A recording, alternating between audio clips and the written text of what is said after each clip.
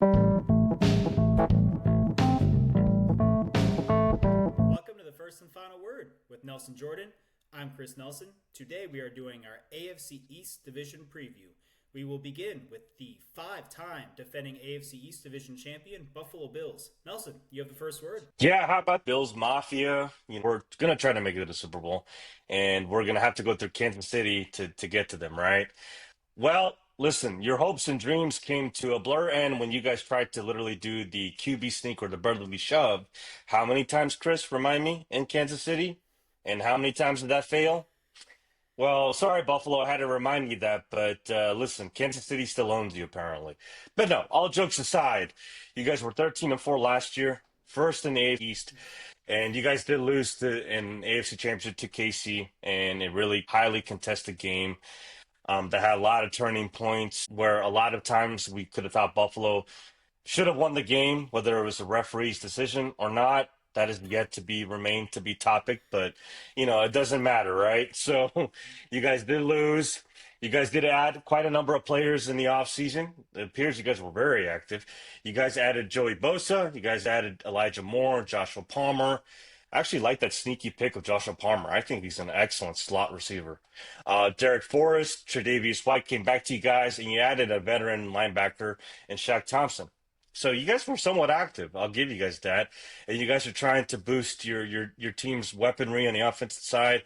And then hopefully you guys do the same thing as well on the defensive side as well. Maybe there's still some time within training camp to add some more players because I think that's where you guys lack. You guys did release Amari Cooper, Matt Collins, Quentin Jefferson, Ty Johnson, but no really big names there. You guys did draft a couple of nice players. Maxwell Hairston, cornerback out of Kentucky. TJ Sanders, defensive tackle out of South Carolina. Landon Jackson, defensive end out of Arkansas. And pretty much, you guys are doing what you guys got to do, which is, retool your defense, especially with all those players you lost 2 years ago, right? And I don't have to really pertain to speak about what players did leave and vice versa, because your defense is your weak link. Your offense, obviously, Josh Allen, what a wonderful season he had, worthy of his MVP that he earned last year, and all those incredible games that, we got to see from Josh Allen. I mean, there were so many times when Josh Allen just put you guys on your back and he was just, blowing out defenses left and right with his arm and with his legs. You guys were 10th total offense. You guys were 9th in rushing, 11th in passing attack. There is a big name for Bills Mafia that right now that they're all kind of paying attention to, and we'll see what happens. But your running back right now, James Cook, it's vital that you guys keep him, and I hope you guys find a way to do so because I think in my opinion, I think he's an underrated running back, and I think when he gets quite a bit of touches, he's both a good running back on the ground, and he can also catch the ball every now and then out of the backfield, where he excels too. So he was definitely a nice little piece to as many fantasy football folks like me had him last year because James Cook really did score, and that's what he is. He's a scoring running back. Now, again, with your defense, again, there's not much that has to be said, especially by you guys. You guys do have some nice players. Ed Oliver, Matt Milano, hopefully he'll be back and he'll have a full season where he's just uninjured because it always seems like he gets hurt, and he's one of your best defensive players on your team. Greg Rousseau, he's another nice piece to your edge rush as well. And you guys got Taylor Rapp in the back as an excellent secondary piece as well, right? So you guys have some nice pieces. It's just a matter of, I think we're still waiting on McDermott to really elevate this defense to another level to what they used to be at some point, especially with a scheme. So that's why you drafted some of your defensive guys and you brought in some former players and or other pieces. So hopefully you guys improve on that defensive side of the ball. Now, it's not, and I'll finish my last thought here. Even with all these subtle changes with players and whatnot, listen, I think the Bills, in my opinion, I still think they're a top 3, top 2 AFC team going into next year. What do you think, Chris? Do you think that they're same? You think they might get to the Super Bowl? What's your take on these guys? Because let's be honest, they're always knocking on the door, but it seems like, it's kind of like an ex shutting the door on their ex's spouse. Get the heck out of here, and they can never get in, right? So. Yeah. What do you say? What do you say, Chris? Yeah, I'm in full agreement with that. They've got a Kansas City problem. I mean, it seems like they're capable of beating everyone else, and they're able to get to that point. I mean, they got to the AFC Championship, and once again, they run into the Chiefs. I mean, Look, Sean McDermott has proven to be an outstanding coach, great coach. He just can't beat his former boss, and Andy Reid. That's what it comes down to. The master remains such. So it's crazy to look at and think that. I mean, the Buffalo Bills started off this millennium with the Music City Miracle. They then went the first 17 years of the millennium without making the playoffs. A remarkable streak. I mean, just devastating for what's an outstanding fan base up there in Western New York. And Sean McDermott has come in and completely changed things. They've won the division the past 5 years. They've made the playoffs the past 6. I mean, the Patriots dominated that division for nearly 2 decades, and now they have taken over and dominated themselves. So it's been an interesting transition for them from being the laughingstock of the division and really the league to the success they've had. But we're at a point now where you're past that. I mean, making the playoffs was so exciting in 2019. Getting to the AFC Championship in 2020 was incredible because they hadn't won a playoff game in forever. And so that was amazing, but now we're at this point where losing to the Chiefs, by a couple touchdowns in that game that year, okay, Kansas City is outstanding, one of the great dynasties we've ever seen at this point in time. Mm-hmm. But then the next year, in the divisional round, the heartbreaking loss when they never got the ball in overtime. Yeah, thanks NFL for that dumb rule. and then they lost to the Bengals, and it wasn't close. And then they get another shot at Kansas City, this time finally at home, and they lose on a walk-off field goal. And then last year they lose by a field goal again, and you touched on it. They had their opportunities to win the game, and you walk away from that game, and they finally got back to the AFC Championship for the first time in 4 years. 3 close losses to the Chiefs, last 2 by a field goal the past couple of years. You just feel like they've got a Chiefs problem. They just can't beat the Chiefs. It's crazy. And the Chiefs are outstanding. Don't get us wrong, but I mean, it's just they can't get over that hump and beat them, and you start to wonder, can they ever do it? And the NFL changed the overtime playoff rules with both teams having the ball because of that crazy game between Patrick Mahomes and Josh Allen. Yeah. And so it's like you still have that in your back pocket, and yet you still can't beat the Chiefs. And you scored a go-ahead touchdown with 13 seconds left, and you were up 3 and lost. That shouldn't be possible. I mean, yeah. Now, to be fair, we had to watch 2 playoff games featuring Aaron Rodgers and the Packers where he never got the ball in overtime, and they didn't change the rule for that. So I think the NFL needs to kind of figure it out. It shouldn't have taken that game, but that's another topic for another day. Absolutely.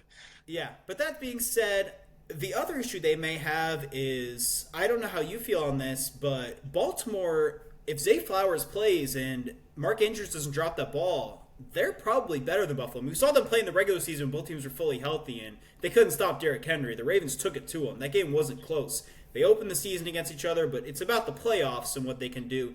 So we'll see. So, yeah, the Bills are a top 3 seed, but there's an interesting pattern with Buffalo. And look, patterns are easily broken, but they've actually alternated 13 and 11 win seasons the past 5 years that they've been division champs. So interesting. Didn't know that. So based on that, they would win 11 games this year, and 11 games isn't a top 2 seed in the AFC with Kansas City and Baltimore. Yeah. So no, wouldn't be. Yeah, so it's interesting if they're the 3 seed and have to go on the road to either Kansas City or Baltimore in the divisional round. Can they win that game? Even if they're at home, can they win that game? So I think that's where the question of the Bills are, because I think Bills fans are at a point where it's kind of Super Bowl or bust almost. It really shouldn't be, but I think the Ravens fans feel the same way. That's kind of where we're at. Can someone beat Kansas City and dethrone them and get over the hump? They've been so close right there with them. So, look, we talked about the coaching staff. Great offense coordinator as well. That has worked out perfectly for them. I mean, last season it was a perfect fit for Josh Allen and that offense. And, man, you touched on how good is Josh Allen. I mean, look, Lamar Jackson is indisputably the best quarterback in the league, but Josh Allen's definitely second, and it might not even be a 1 and 2 thing. It might be a 1A and 1B thing. I mean, he's that good. He's probably a better pure passer than Lamar Jackson, which is really saying something. He's probably as good a passer as there is in the league, but when they're at their best is, as you said, when they run the football. He is very different from Lamar Jackson, who's very fast, athletic, elusive. Josh Allen is just so big and strong. He's so tall, so big, so He's strong. Yeah. Maybe a little Big Ben Roethlisberger, except for with athleticism. When he runs, he just breaks tackles. Defenders can't bring him down. He's dragging defenders along. Even in the pocket, he's scrambling around, breaking tackles, getting away from guys. I think I've seen Josh Allen the past few years maybe 3 times have a play where he's on his tiptoes falling out of bounds and somehow throws a touchdown pass to a guy in the back quarter of the end zone. I don't think I've ever seen a highlight of that in NFL history except for from him, and he's done it like 3 or 4 times. He's remarkable. And I'm a little surprised you called James Cook underrated. I think James Cook is a really good running back and has been for the past couple of years, and I think he's known for being that good. If he's not getting enough credit, then I agree with you. He should be, but That's what I was saying. I don't think yeah. people were giving him credit. If you were to literally draw out who could be the top 8 backs, most national folks wouldn't put James Cook maybe in that conversation. Whereas I think you or I would be like, that's insane to not include him because I think he is a Yeah. top 8 back in the league.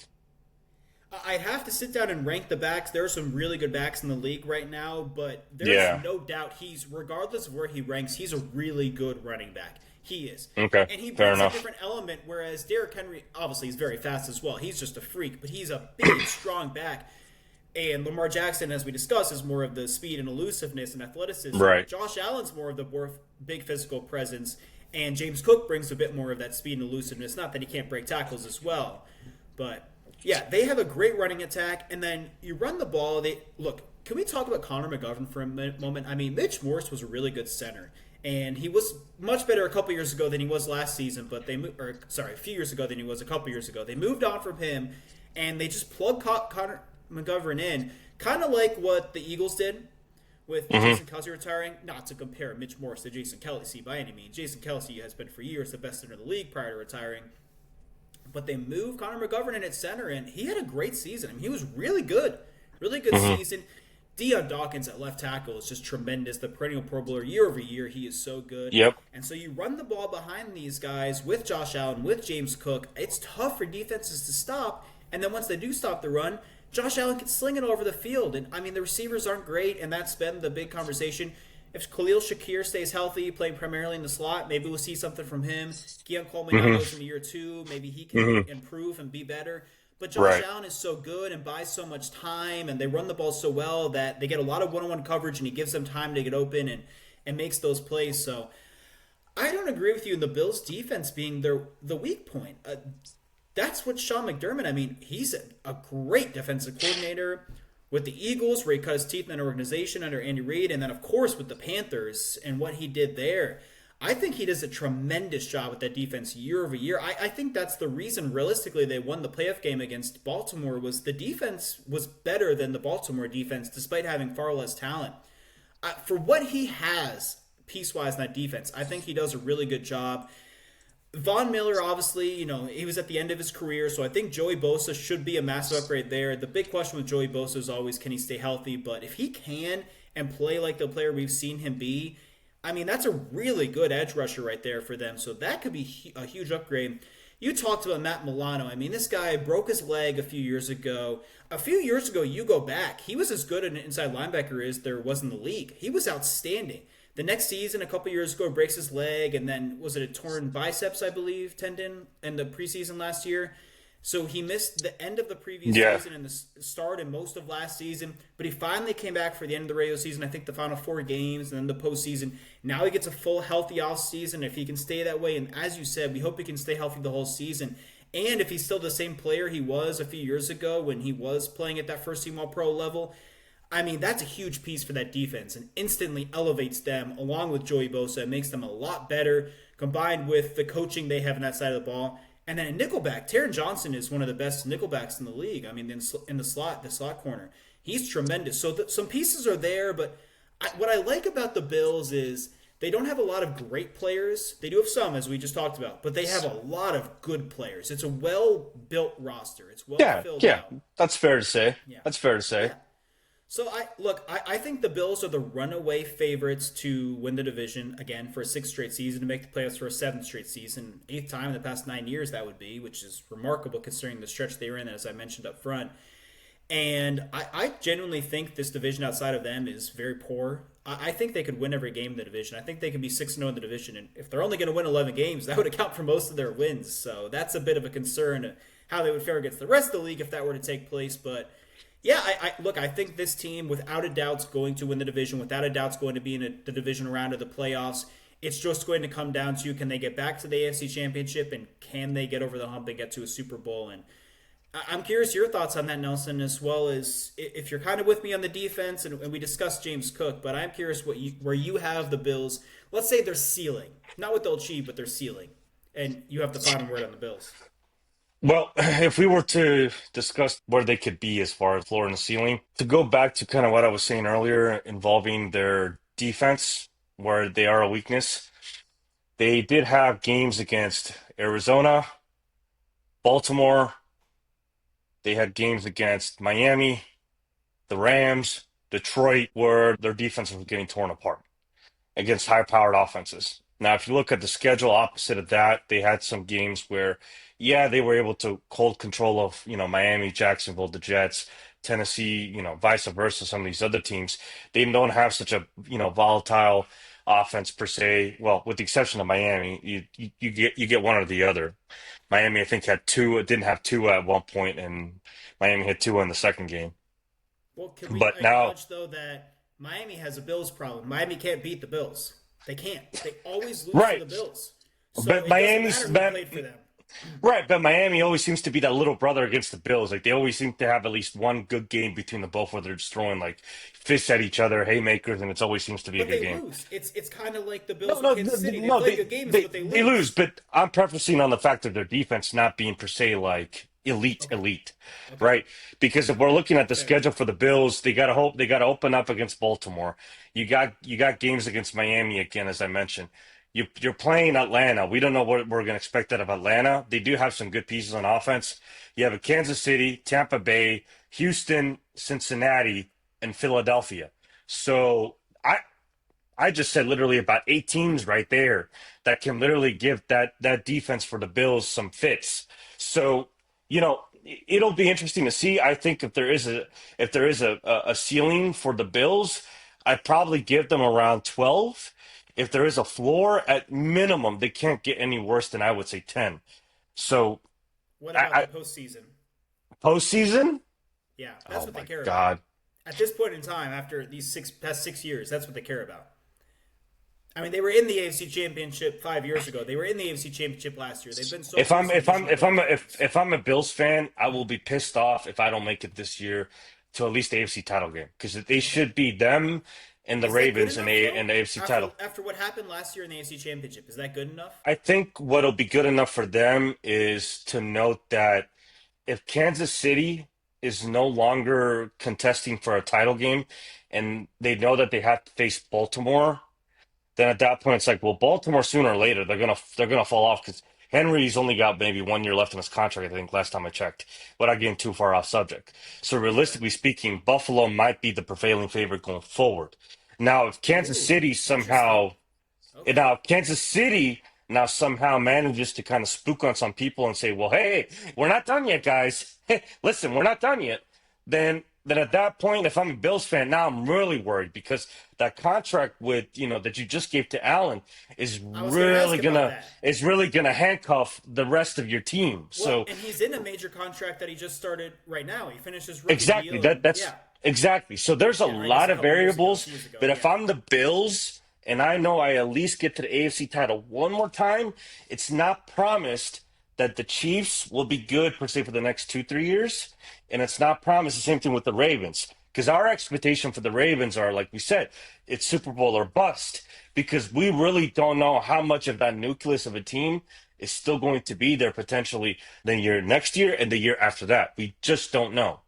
yeah, So for me, if I'm Buffalo, I'll be pissed sure if we don't make it to the Super Bowl. But we know that those two gigantic teams, they may not be coming around again the same block the next 2 3 years from now. So that's just my opinion. But we do you have know, to discuss more. you know who really quick. You know who likes hearing that Who? is the ownership group of the Bills, because they're moving into a new stadium next year and they want to be selling True, some true, tickets and true, doing well. true. Yeah. I think that's a storyline this year. It's their final year in that stadium. I mean, they went to four straight Super Bowls in that stadium, and the one they're playing in now, and it's not exactly a nice stadium, to put it kindly, but hey, it's sending out. It's got memories. It's got a ton of You don't memories. want it to go out like the Vet. You want it to go out like No, Foxborough. or better yet, like Candlestick Park too, right? And we know how those parks went. That Yeah, stadium out in San in Francisco terms went of dentist. that regular season game, that final Monday night game just before Christmas with the pick six. Yeah, Yeah, yeah. But I was exactly. more So, talking about the final playoff game that could potentially be there. But yeah, oh, right, absolutely. right, right, right.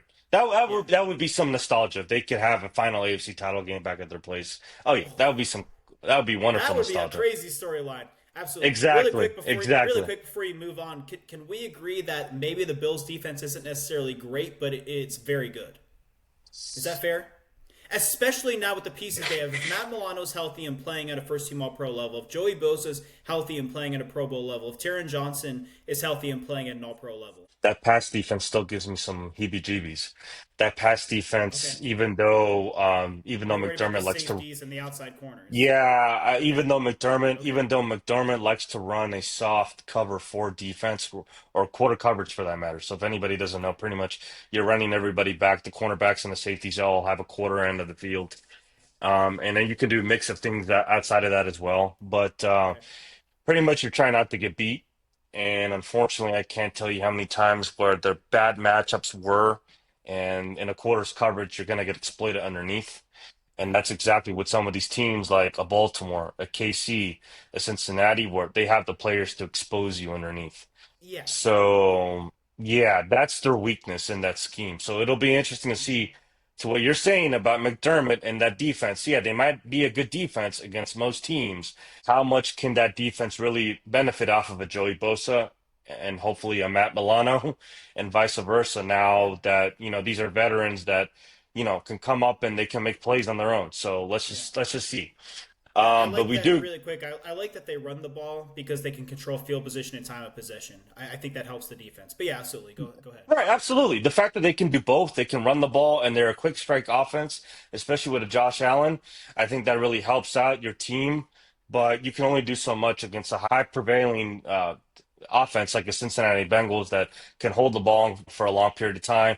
Same thing, with the Baltimore Ravens and all these other offenses that can literally run and pass, right? So it'll be interesting to see. I think the Bills, you guys are still a great team. I'm not discounting you by any means Of course, necessary of course. whatsoever. We're talking At about the end their of the ability to day, get to a Super Bowl. It's a hard thing yeah, to do.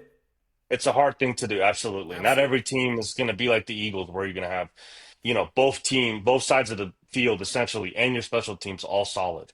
It's really hard to do. But with that being said, we got to move on to our second team in the division. That's the Miami Dolphins. And with that being said, Chris, you got the first word on the Dolphins. I'm going to do something that I normally would not do. I hope that the Miami Dolphins are really bad this year. Ouch. I am sorry, City of Miami. I love the City of Miami. I will be down there in August. Please don't kill me, Dolphins fans. I have good friends who love Miami sports, big Miami sports fans, love the Dolphins. I want this for you all. Mm. I I am not a Mike McDaniel guy. I just don't think he's a good coach. I think he has a great offensive mind and scheme. He comes from that Shanahan coaching tree. He was Yep. part of that Washington farm system over there in DC in the early 2010s Yep. from that staff. But I question his play calling and I question his football acumen. When you listen to Mike McDaniel do a halftime interview going into the locker room, he's constantly stammering through um, he doesn't seem like he knows what he's talking about. And it's not like a Bill Belichick where he's doing that intentionally because he's trying to think of what I actually want to say to shield what I don't want to say. Maybe that is the case, but it really feels like, because even when he does say things, it just sounds like he doesn't know what he's talking about. I mean, you can be a great Madden player, it doesn't make you a great head NFL coach. But I think the bigger problem is beyond him. It's Chris Greer, the GM. I mean, this is going to be his 10th season. When he took over, he went out and hired Adam Gase, and it went well. I mean, they were a really bad team when he took over. To be fair, the guy he let walk is doing a heck of a job in Detroit. Just gotta be thrown out there. I know that maybe he wasn't ready for that position yet, but it's going pretty well for Dan Campbell over there. But Adam Gase then it flipped the next year. They were horrible, and he brought him back. Why did he bring him back? They got better. Yes, only by a game, but they improved. He went from 6-10 to 7-9. If you weren't going to fire him after 6-10, why did they fire him after 7-9? I don't get it. You bring in Brian Flores. They were horrible. They went 5-11. I will say, I don't know that you put that on Brian Flores. There were some good things he was doing coaching, but realistically, if you were going to fire the coach after a 7-win season, why would you not fire the coach after a 5-win season? He also, prior to that season, look, they had, who we're going to talk about in a moment here, Minkah Fitzpatrick, as a rookie. They traded him to Pittsburgh, and for years, he becomes by far one of the best safeties in the league, as good a safety as there was in the league. They traded away Larry Tunsil to Houston, where he becomes a perennial Pro Bowler, and we'll see how he does this season in Washington. I don't understand these moves. I don't get what they got out of that. And then Brian Flores doubled the win total the next year. And then had another winning season, and because they were a game worse, they fired him. After a winning season. I don't understand the thought process. They bring in Mike McDaniel. They weren't any better. Yes, they went to the playoffs. And yes, they looked like a team that was on the rise. And yes, the next year they won 11 games. They felt like a team on the rise. But then the playoff game happened. Say what you will about the conditions and who they were playing. But last season, Mike McDaniel should have been fired, and Chris Greer should have been fired. They were bad. That was a bad team. I don't want to hear about the injuries. They were a bad team, and the quarterback play, so on and so forth. It was a bad team, and it doesn't look like it's going to get better. Tua Tagovailoa is a very good quarterback. He is not a great quarterback. He can't stay healthy. I'm not going to discuss the concussions and all of that. If he's going to play, he needs to stay healthy and be on the field, and he needs to be consistent. Look, that offense is designed to where, as a quarterback, you can be extremely efficient. Those receivers, with all of the motion they do and the routes they run and the complex passing schemes, they get open, and you just have to simply make accurate passes to them, which, to Tua Tagovailoa's credit, when he is on, he's very accurate, and his completion percentage can be through the roof. The offense is also designed to get the ball out very quickly, which he does very good at, and that's when he's at his best. But that's where some of the problems come in line, is when he does hold the ball, he struggles. He has to get it out quickly, and sometimes that's not the case. You should try to get the ball quickly for any quarterback. Looking at a Josh Allen that we just talked about. Sometimes he intentionally holds the ball too long and it winds up in disaster. He's not the only one. But he has the ability to scramble around and make those plays, and that ability is important. Tua Tagovailoa seems to lack that.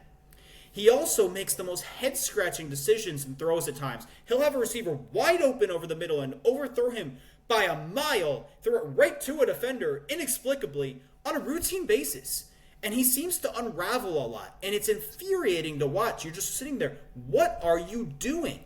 And it is a problem. That offense is built for success to have a high completion percentage, put up a lot of yards, throw a lot of touchdown passes. And he needs to limit the turnovers. They are a problem. They moved on from Raheem Mostert. We're going to see what Devon Achane can do as the full-time guy now. We know he's fast. That offense has a ton of speed, which is another advantage they have in that offense and that Tua Tagovailoa can exploit. So we'll see if Devon Achane can be more than just speed. Tyreek Hill last season, I don't want to hear about the quarterback play, did not look anywhere near like the guy he's been throughout his career. He didn't look that good. He had a very disappointing season. I don't know that he's going to bounce back even if Tua Tagovailoa is healthy and the situation around him is better. I felt like we were talking more about Tyreek Hill off the field than on. We started the season with him being detained prior to the first game. We finished the season talking about his post-game comments in the locker room after the game. I just don't know that he's going to be in Miami a year from now. And I don't know that he's going to have a good season. And he's the key to that offense. If he is his normal self, he still is the fastest player in the league. I mean, he's remarkably fast, but if he's not that weapon, he's the key to that offense. That offense isn't going to be what it can be. Jalen Waddle's very fast on the other side, but he's not a great receiver. He's good. But if Tyreek Hill's not playing great and they're going to focus coverage a little bit more on Jalen Waddle than they otherwise would and focus more on the run game, it's a problem. Mike McDaniel's gotten better about running the ball until the defense stops it and not bailing the defense out by passing and having an incomplete pass, which he had a big problem with doing. I mean, they'd rip off 8-yard run after 8-yard run, 13-yard run, 20-yard run, and then he'd throw the ball incomplete inside the 10-yard line and they kick a field goal instead of it scoring a touchdown. They have a really good kicker, to be fair, but come on. So that's where my concern is. Teron Armstead retired. That offensive line isn't great. Some doubts there. And on defensively, Minkah Fitzpatrick looks like he will be the best player in the defense. Look, moving on from Jalen Ramsey, getting his contract off the books was great. And you get Minka Fitzpatrick, who might not be who he was a few years ago, but he's still really good. He's still one of the better safeties in the league. They get him back. Again, they had him as a rookie, so now they get him when he's playing well for the most part, hopefully. Who else do they really have? Bradley Chubb comes back. He missed last season. But even the last year he played a couple years ago, he didn't look as good as he had been the year before when he was playing at a high level. I'm not optimistic at all about Bradley Chubb putting together a great season. I'm questioning if he's going to be in Miami next year. They lost Jonnu Smith, who was the best player in that offense last season, had a really good season at tight end for them. They had to move on from him to get Minka Fitzpatrick. Sure, the defense looks like it should be better as long as those cornerbacks play well enough. They don't have to be great, but good. I'm not optimistic about this football team on the whole. I get the vibe from you that you feel differently. So what are your thoughts on the Dolphins? Uh, the Dolphins are like literally a shot in the dark. I call them this kind of team. Um, the Dolphins always had, and we can talk about this explicitly with every NFL team, is health, but it feels like every player they have on that team is injury prone. It doesn't matter. Tua with his concussions, Waddle with his hamstring injuries. Tyreek Hill last year had a ligament injury in his wrist. Achan, I think, had ankle issues at one point. Mostert was also hurt last year. I mean, it's just left and right and injuries. Heck, down to the kicker too at one point.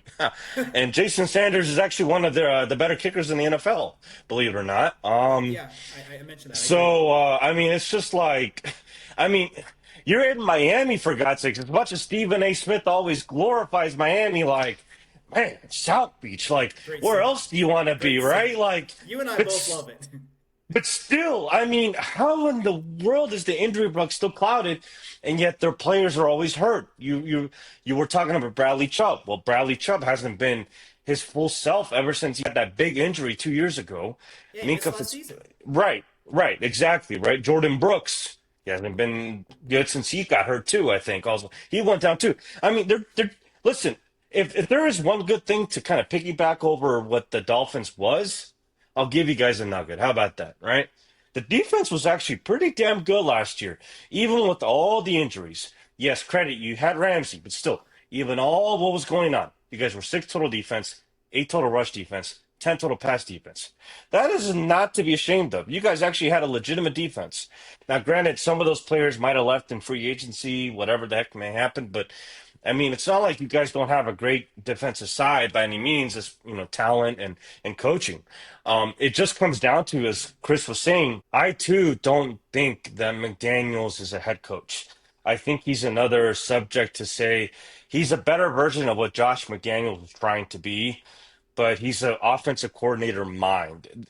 He But always tries to literally overthink, over execute a play with all the motions that he does. When you see Waddle motioning, Hill motioning, all these gadget plays, etc., like he'll cook a defense, especially if they're not trying to disguise coverages or staying in base coverage. He'll cook your defense alive.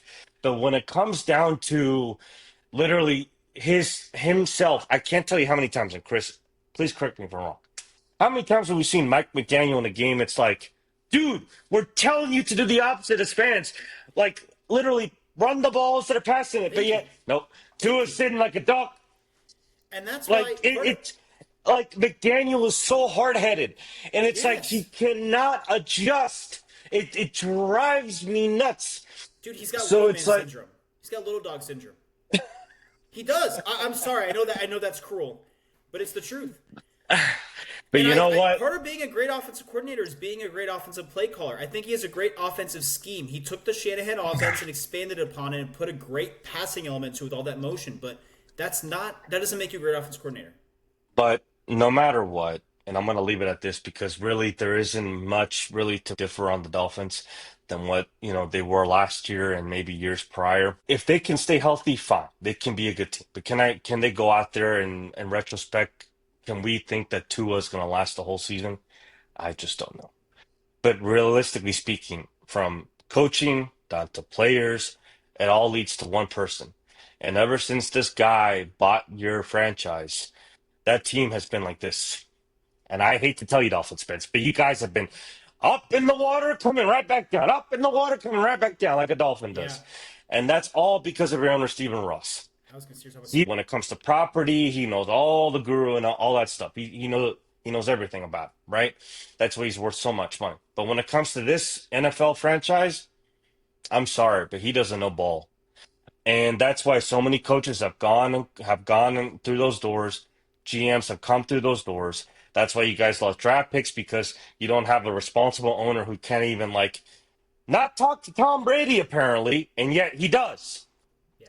So again, it's all on Stephen Ross. And if he wants to really make anything out of this season, as the Dolphins are, well, I hope to God that with all the additions that you guys did give and what Chris referenced earlier, that the Dolphins somehow maintain healthy, they're able to perform well on the field, and McDaniel does better. But if not, we're gonna still see the old Ross cut everybody, basically release, and nothing's ever gonna change. So I don't know about you, but I just don't have faith in this Dolphins team that, as much as they might be a scary threat, maybe as far as offensive wise to some teams, I don't think that, more than 8 or 9 games like they did last year is more so than their ceiling could be. So I don't know about you, but what's your last word on the Dolphins, Chris? Well, I think there's a few points to some of the stuff you said in there. I mean, you mentioned that the Dolphins' defense was really good, if not even great, but their head coach is an offensive minded guy. And say what you will about the injuries, but that's a problem. I mean, that's a problem. That tells you that you probably don't have the right head coach, and there's a lot of potential there. And you're right. The Dolphins, for years, have had the talent to be a really good, if not great team consistently, and haven't been able to do it because they're not making good decisions at the top levels in the front office and with the owner, and it's held them back. But now it feels like that talent is drying up. I mean, they lost they traded away Jonnu Smith, and they replaced him with Darren Waller. Darren Waller didn't even play in the league last year. Yeah, he's been in retirement. Is he even going to make the roster?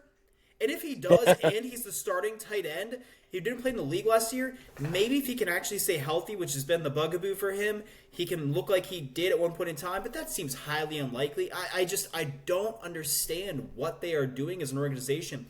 And Chris Greer needs to go. Mike McDaniel needs to go. They need a clean house. You talked about where they're at, but if I'm right, and that talent is starting to get older and they're not replacing it, a rebuild might be exactly what they need. They just need to execute it properly. They need to do it right. And I don't know that we're even a little bit optimistic that they can do it right because, like you said, up and down. They've never gone through a full rebuild. They've managed to bounce back quickly because the talent has been there on the bad teams, Right, but then they get right. rid of the talent. They do. And it all leads up to one person, and that's their owner. And I'm Stephen sorry to Ross. say, but it feels like you guys, the Dolphins, may be in what they call it, that old school saying, once you have an owner, and it's like you can never go on a full rebuild. You're always in the average, in the middle. You're always in this That would essentially quarterback be purgatory. Yeah, purgatory. So yeah. it feels like the Dolphins fans are in purgatory mode at this point right now. And until something drastically changes, nothing is going to change of your team. So. Yeah, Chris, I'm sorry to cut you off. I didn't mean to do that, but you have anything last No, to say? please. Hey, please contribute always. Don't apologize. That's what we're here for. Hey, you know what? At least they have South Beach, like you said. At least they have South Beach. True that. All those Yeah, sunny skies, the beaches, the water, everything, right? yeah, yeah. Absolutely. But let's talk about the New York Jets. Nelson, you have the first word. Damn, I don't know if anybody wants to be up in New York versus South Beach. I'd rather be in South Beach every single time of the year, right? Absolutely. But listen, the That's New why I York live down here Jets. in Florida and not up there. But listen, I think the New York Jets can also groan and definitely be very moody and definitely be very semi passive aggressive because they got a knucklehead owner that apparently is stuck in his ways too, and Woody Johnson, who never seems to want to bring in some modern day esque to anything to his franchise. So it's He hasn't been you around. know, At least he's huh? around now. At least he's around At now. least he's around, supposedly, right? He wasn't Supposedly. around before. He wasn't even in the country. So But yeah, I think Jets fans, you guys are in the same boat with with that retrospect. But listen, you guys last year you guys thought, okay, Aaron Rodgers second year, maybe coming off his injury. and now with the legitimate defense that you guys had under Robert Saleh and all this stuff, you guys would think, hey, the Jets are going to make some noise. I remember seeing it, trust me, before the season started. Is it possible that we could dethrone the Buffalo Bills and maybe win a playoff game finally? That was the talk. And holy smokes, that came literally like Wile E. Coyote going over a cliff after Roadrunner, right? And falling down. It just came crashing down. That offense stunk up the joint. It wasn't good for the first 4 games, not even with Aaron Rodgers and his relax, could save you guys. And yet your defense was still playing their rear ends off. It's just that literally the Jets looked so anemic on offense. I think, correct me if I'm wrong, Chris, wasn't there a game in the first 4 game span where they were, I think, negative yardage or something in the first half or something like that? Like I don't couldn't recall. I believe it. believe it. It was so bad. The Was that offense the was game so bad. against It was like the lowest scoring game of the I think year. they had a close game. It was against Denver. I can't recall, but it was such a bad game. I think it was. The It Thursday was night game. literally, yeah. The It was Thursday something night like game. that. Yeah. It was so bad. But listen, enough with the dogging on the Jets. Listen, you guys were 5-12 last year, obviously for the reasons that I just said. You guys did fire Robert Saleh.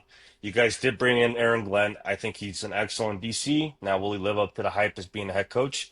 I think he will. You know what? Because I think he does bring out the good out of those players.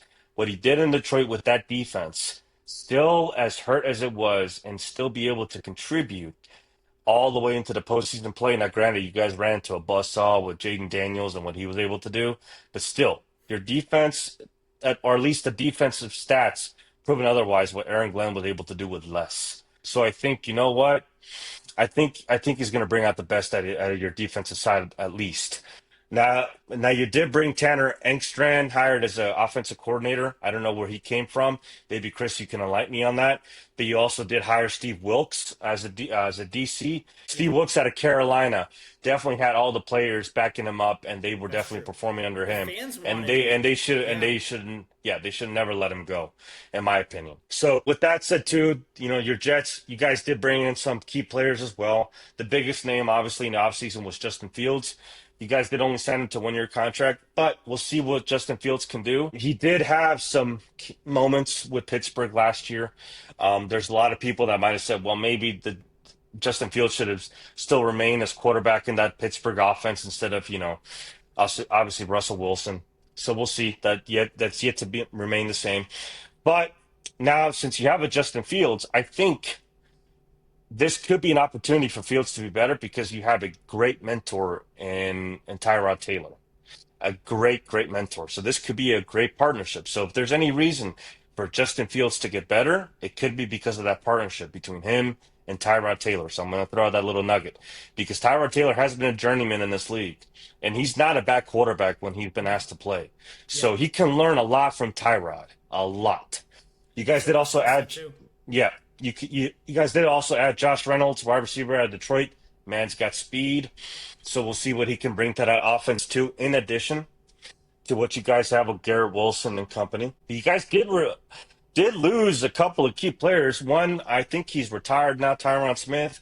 Greg Zerline, he got released. Thomas Morstead, C.J. Mosley retired. I thought that was a huge announcement on C.J. Mosley's part because I thought he was still relatively young. I think he was 31 when he Yeah, but left the Jets. he's one of those guys who he sat out the 2020 season even though he wasn't hurt. So I think that I didn't find it to be a surprise. We see a lot of players retire young Really? nowadays. His Okay. was one that didn't shock me because of that.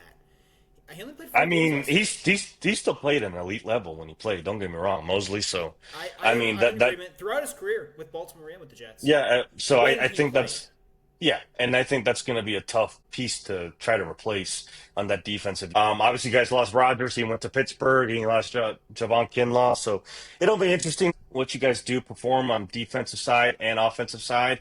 You guys were able to draft a couple of key players. Armand Membo, offensive tackle out of Missouri. I hear good things about him. Mason Taylor, tight end out of LSU, and Azari Thomas, cornerback out of Florida State. So you guys are definitely now trying to look for the rebuild and definitely build a lot of younger players for the future. At least that's what we know that essentially your new head coach, Aaron Glenn, is going to try to do now. So, and I think he's going to follow the same tree that essentially Campbell had did with Detroit, which is build in year one, year two, make improvements, and year three, hopefully at that point, you're really now making pushes to playoff and so on and so forth, right? So, Chris, I don't. There isn't really much to say more than, they can fall back on. At least you have a good running back room with Brees Hall, Braylon Allen, who I think are a nice duo at running back. And then your defense also, again, your defense is a very, very good defense. That's already going to be taken care of by Aaron Glenn. It's the matter of how can this offense stay on the field, complement that defense, so that defense doesn't have to be playing 60 plus plays a game, can keep you in these games, and maybe win you a couple of games. Because when you have a Will McDonald, when you have a Quinton Williams, a Sauce Gardner, a Brandon Stevens, you guys have some good pieces in your defense. So what do you have to say about these Jets? Because I feel like if the Jets could just develop their offense a little bit better, they could be a threat. They could be. But I think that, what do you think? They're 2 steps, 3 steps away? Chris, what's your take on these Jets? Well, I like what you're saying across the board. I would love to see that stadium fireman head getting that Jets, E-T-S, Jets, Jets, Jets. It's great. It's so fun. And look, we expect the Giants to be terrible. And so, I mean, New York is the biggest media market. Yeah. The Jets have an opportunity to really steal that market, that fan base away this season if they can make improvements and be better and win some games. And yeah, I think they can be better. We'll see what Aaron Glenn can do. But, I mean, Robert Saleh was a great defensive coordinator. I mean, they've hired, so was Rex Ryan, so was Todd Bowles, going way back a little bit here. But, I mean, it's the fact that it's the Jets. Nobody can figure out how to get done with the Jets. I mean, they're cursed. They're still talking about Joe Namath in Super Bowl III. Seriously, we're going back to 1968. You're not wrong. You're not wrong. Time. You're not wrong. Yeah. You're not wrong. And so I'm never optimistic about the Jets because they're the Jets. And it's frustrating and it's unfortunate. And I feel like signing Justin Fields to be your starting quarterback was the most Jets move of all time. But I think you're right that what they're trying to do is they want to run the ball and control the game, control time of possession. We talked about it a little bit with the Bills. Granted, the Bills can throw the ball. They have Josh Allen. But they want to run the ball and control the game, time possession, field positions to give that defense, put them in advantageous positions. By the way, to answer your question, Aaron Glenn brought the OC over from Detroit with him. They were in Detroit together for the past few years. Okay. That might not be a bad idea then. Bring a good offensive mind. Yeah. Most recently. Under Ben Johnson. So then, yeah. Past couple years, yeah. But he'd been there before that. He was promoted, but yeah. Okay, excellent. So that might not be a bad move then to develop that offense a little bit better. Maybe. Good intel. Good intel. And I'm with you. I think Brees Hall is a good running back. I think Braylon Allen is a good young running back. He was a rookie last year and a very young one as well. Mm-hmm. So I think they can run the ball a little bit, but the offensive line is not great. And the Jets, that's been a problem for them. It's been the offensive line. And they're going to have to throw the ball at some point, and I think with Garrett Wilson, it's put up or shut up time. I mean, we've seen him have some incredible moments, unbelievable catches, unbelievable plays, great games. It just he can't do it consistently throughout the season, and you can make all the excuses you want about his situation, but your situation is what it is. I mean, we've seen receivers in worse situations do better. We just talked about Tyreek Hill. You can only blame the situation so much. If you get open, these are NFL quarterbacks. They're going to get the ball to you. It's on you to then catch it and make plays, and before that, it's on you to get open. So, and consistently, not just sometimes in some games. So, defensively, I do still think the Jets will have a really good defense. I don't know that the Jets have a great defense at this point, and that's not a knock on Aaron Glenn and the job that he will likely do, and Steve Wilkes in that regard as well. Look, Quinton Williams is a really good defensive tackle, no doubt about it. And if he can play more like the level he was at a few years ago, then he's a great defensive tackle. The past couple of years, and especially last year, I don't know that he's been quite as good, though he's still been very good. Part of that is probably because defenses are focusing on him, but he's got to find a way to dominate. I mean, Chris Jones finds a way to dominate, so I know he moves around a lot, but circumstances are what they are. And then his brother, Quincy, a couple of years ago, he was outstanding, as good of a linebacker as there was in the league. Last year, he was nowhere near as good. So I don't know if that's the new normal for him and he just had one great season, and or is he going to be back to that guy? I think there's some question marks there, and that's going Hmm. to determine that defense's ceiling and how good they can be. I am Right. excited about Jermaine Johnson the second coming back.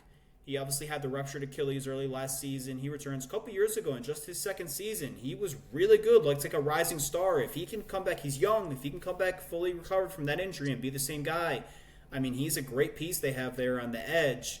And then, of course, they have Sauce Gardner, cornerback, who's one of the best cover corners in the league. So, look, that defense, without a doubt, should be really good. I just question if it can be great. And I think that comes down to how well those guys play. If they can be at the peak value we've seen them at, or is Jermaine Johnson going to be the same guy? Is Quincy Williams more like the guy he was last year or 2 years ago? And, Sauce Gardner needs to stay healthy. I think we can count on Quinn and Williams and Sauce Gardner to both be great. But so I think the Jets should be better, but they're the Jets. What's your final word on? So if I'm a Jets fan going into this year, I think that I'm going to be more competitive in more of these games. Now, I know that you were referencing to this earlier. Now, this is again the downside of front office and also Woody Johnson and everybody else up there, especially with the hiring of coaches and draft and development. So, even though you did bring a Justin Fields, who, granted, a lot more mobile than Aaron Rodgers, we all know that. He So said he's that's what going he to be able was. to, yeah, so he's going to be able to extend the plays. He's going to be able to keep the offense more so on the field. Fine. That'll open up more holes potentially too for, a Brees Hall and a Braylon Allen, because now if you're going to run, let's say, a pistol formation, now the linebackers can't necessarily zone in on just Brees Hall. They got to be able to, okay, well, do we have to crash the QB, right? So there's going to be more excitement potentially in an offense that maybe might be competitive in more games. Now, I think the future plan going forward with the Jets, not just this year, but the year after and the year after that, is you're wanting to build this offense and by hopefully keeping your pieces, which is a Brees Hall, is a Garrett Wilson. Because I think when Garrett Wilson is playing at a top level, I think he's worthy of saying he's a top 10 receiver in the NFL. I think he's Really? worthy of that. Yeah, I think he's worthy. Do you think he is or he's capable of being? He's capable of being a top 10 NFL receiver. Yeah, I Okay. think he's capable of that. That feels good. So, right. So, you have these pieces in play, right? So, what you want to do is you want to be competitive. You want to show that you can play some Jets ball, move the ball down the field.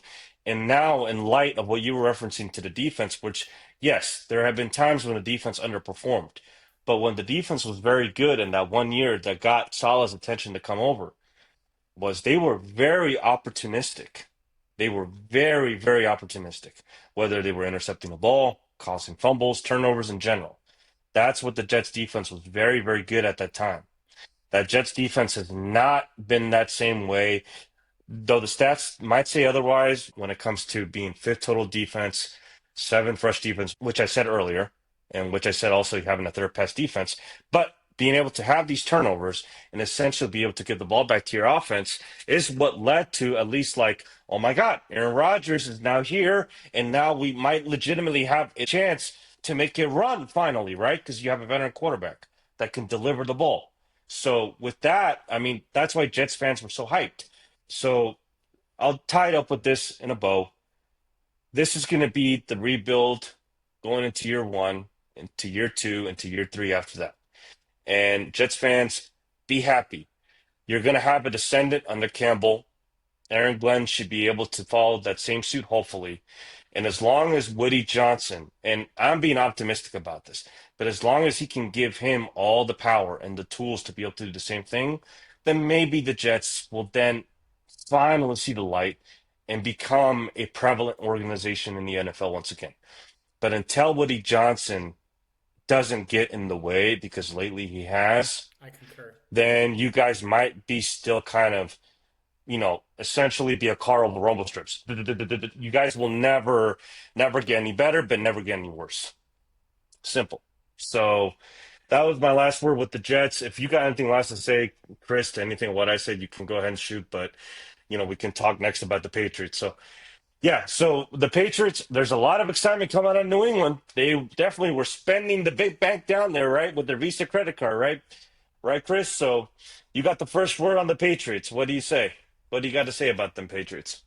Yeah, I don't know about the excitement part. I agree with you. They've done a good job of spending money and trying to and drafting as well and trying to put that talent there. But I've heard a little bit from the Boston media, and I don't think they're over enthused. I don't think they're negative about the team. They just want to see improvement. And man, it's hard to get worse. But I mean, look, they moved on from Bill Belichick, justifiably so, and hired Gerard Mayo, and they had the same record, which is hard to do with how bad they were. It's remarkable. I think they've shown some signs about being capable of being better. So we'll see. Now they bring in another one of their former star linebackers in Mike Vrabel. And look, early in his time in Tennessee, he had some success. Now he took over what was a good team, to be fair. So it may have had more to do with that. Who knows? We saw at the end of his tenure there, it didn't go so well. So I think there's some question marks there about it could go really well with him, but you're also not certain. So we'll see. I think they have some pieces, absolutely. They brought in Stephon Diggs. Yes, he's coming back from the torn ACL, and so we'll see how good he can be. But if he's the same player he was before the injury, I mean, Stephon Diggs is a great wide receiver, so that's an instant elevation for them in that regard. Hmm. They got I Matt agree. Collins. They drafted yet another wide receiver. They have some of those young guys they've drafted in recent years who are going to their next season, have the opportunity to grow. Harry Douglas is still there, so I think they have a good mix of veterans and young talent. And same thing at running back. They drafted Travion Henderson. So I think they have a good mix there as well. Both their tight ends are headed into their 10th season, and they're well past their prime. But, Hunter Henry and Austin Hooper, they're both solid veteran tight ends. So I think there's some I nice agree. mix there.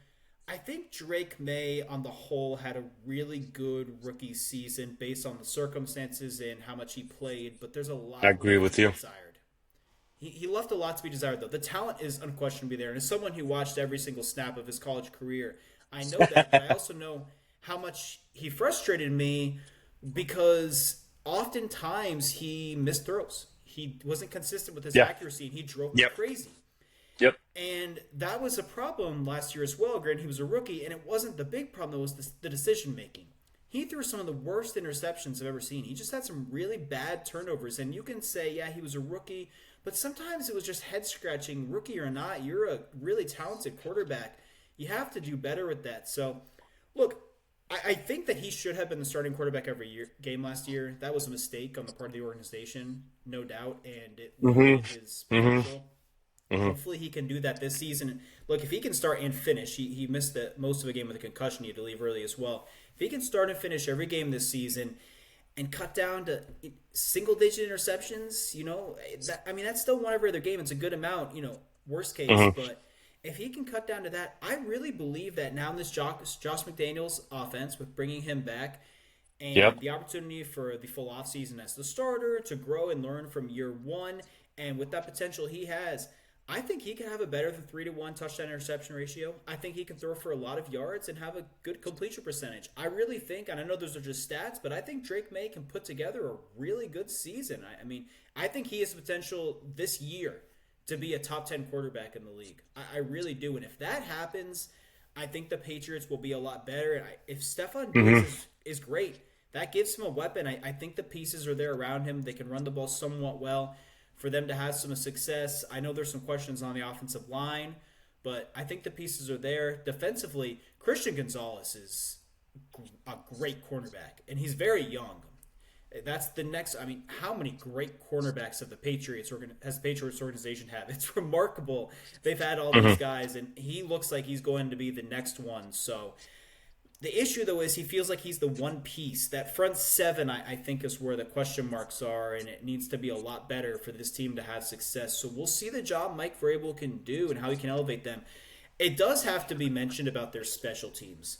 The Patriots, yet again, are very good on special teams. They always are. And I do want to mention Brendan Schuler for the season he had because he was Hmm. really good, and what a tough act to follow, replacing Matthew Slater, who is right up there with Steve Tasker as the top two special teams players in NFL history. He retires, you have to replace him. And he did a really good job in that regard. Hmm. So, ton of credit to him. So I think this organization is has the pieces that we've seen from it in the past and has an opportunity. Look, I think the Patriots this season could be better and potentially a lot better and start building towards in the right direction. That's what I Yeah. want to see from them is when we hit the off season, not just the record, but looking at how the team played and how everything Hmm. went. Are we Hmm. excited about the direction the Hmm. Patriots are headed in? That's what I want to find out. What do you have on the Patriots? You kind of said a lot of things that I wanted to say, so I'll just piggyback and try to make it as quick as I can here. So with the Patriots, I think bringing in a Mike Vrabel, I think bringing in a Josh McDaniels, I think is a huge plus. I think Mike Vrabel is going to install a culture that the Patriots need, and I think they need a refresh. And I think he's going to bring that sort of attitude. And Josh McDaniels, he knows how to run an offense. Granted, yes, Tom Brady was the reason why. Yeah, we could say that McDaniels was so well. I guess, welcome to come to any head coaching interview per se, just because you had such a success with a Patriots offense, right? Because of the success that Brady brought to the offense, which is Josh McDaniels' But offense. I think Okay. he did a good job when he didn't have Brady as well. In his Oh, defense, no, no, no. There not there as a were head coach, times. horrible, horrible head coach, but No, no. Yeah, right. There were times when they didn't have Brady Jimmy always, Garoppolo. run. Yeah, yeah, of course. Right. But what I'm saying is bringing in a McDaniels with his pedigree, his experience, it's going to bring a lot of calming to Drake May, in my opinion. And also, we got to remember too, McDaniels, just as much as you had talented QBs at that time, and other than the GOAT himself, Brady, well, they also love to run the ball. And when you have a Ramondre Stevenson and a Trayvon Henderson, I like that 1-2 punch. So they're going to get back to running that ball because Ramondre Stevenson, I like that guy. He can run, he can catch the ball. He's a nice dual threat running back, and he can play. He can just about play in every down back too if you need him to. He can. So he's not a bad running back for that New England Patriots offense. I like what they have. They drafted probably I think what the best tackle in the draft and Will Campbell coming out of LSU. So they're trying to fortify pieces around him, and also with bringing a Morgan Moses on the right hand side at that tackle position should give, Drake May some more time to be able to throw the ball down too, right? So with all the additions that you kind of enamored over, you talked about and everything, I think this offense will take a step in the right direction. I think it will.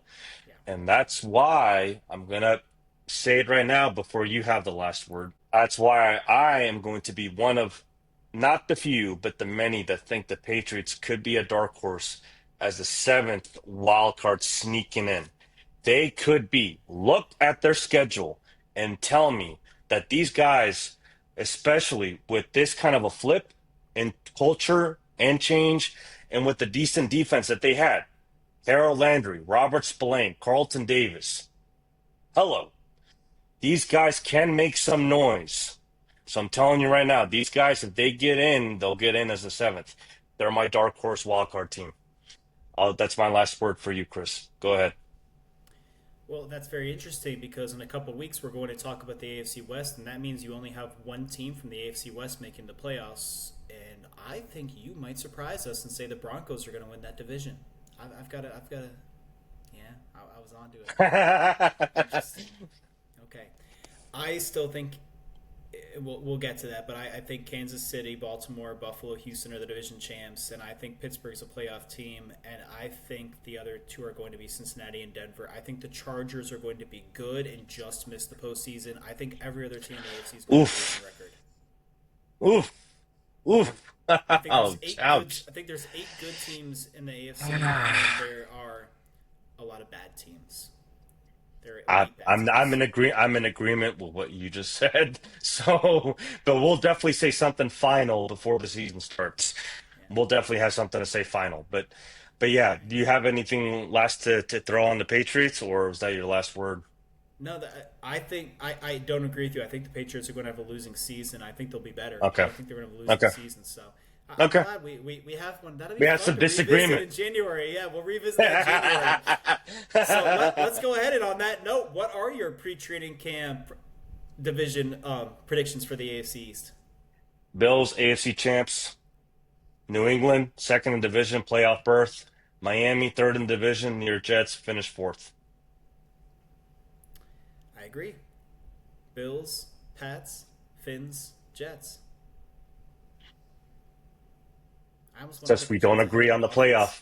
Just we don't agree on the playoff, huh? So Yeah, that'll no, be interesting. Well, I think Buffalo should go 6-0 in the division and win the division, and I think they should be the only playoff team from that division. That's what I expect to see happen. Not should. That's what I think will happen. That's my expectation. What's your final word of sure. the day? So we were talking this off the record, but I'm gonna bring this up now. So there is some breaking news that I will elaborate over.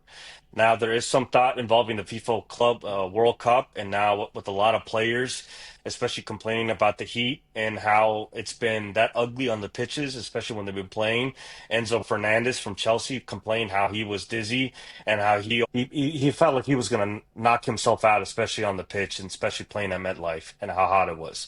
Now, granted, I don't understand how these players of these their capabilities and especially of their athleticism, how they play year round. And not only that, they play in areas too where keep in mind, yeah, the weather's hot. I don't get how they are complaining about the heat. I granted they've just played a full season and maybe that's because they're tired, but shoot, because of these comments and of course because of other players also singing the same tune, the breaking news as that it's a possibility now that the FIFA president might change up and actually have, instead of all these outdoor stadiums being hosting the World Cup next year, we could all be switching to dome stadiums. So just that's my final word. I really hope that we can still keep some of these stadiums that are open air because let's be honest, it would be a disservice to take away from Estadio Azteca in Mexico City that is a world renowned stadium and that has hosted finals back in the day. So FIFA president, I really hope you don't make this a big time move and switching everything, but this is breaking news that will be discovered on and will be talked about in the upcoming months. Chris, you got the last word of the day. We just did a entire episode talking about American football, and both of us final words are going to be about football. Soccer. So that's kind of fun. I want us, if we're going to play these matches that count and aren't exhibition, then let's make them actually count towards something. Whether it's qualifying for the World Cup in terms of the international matches, qualifying for the World Cup, or what pool they'll be in and who they'll be playing. Something along those lines needs to matter so that the players are actually playing. It's ridiculous to have people attending games and paying tickets not for an exhibition because they're just watching two prominent international clubs from Europe who are coming over to play a game here, but they're watching their countries play and the players don't even bother to play. The star players don't even bother to play. It's ridiculous, and you're not giving them a reason to because it's a meaningless event. So why have the event? It needs to count. I mean, we call some of these matches friendlies. I don't want anything in sports to be friendly. It's competition. I want it to be a battle.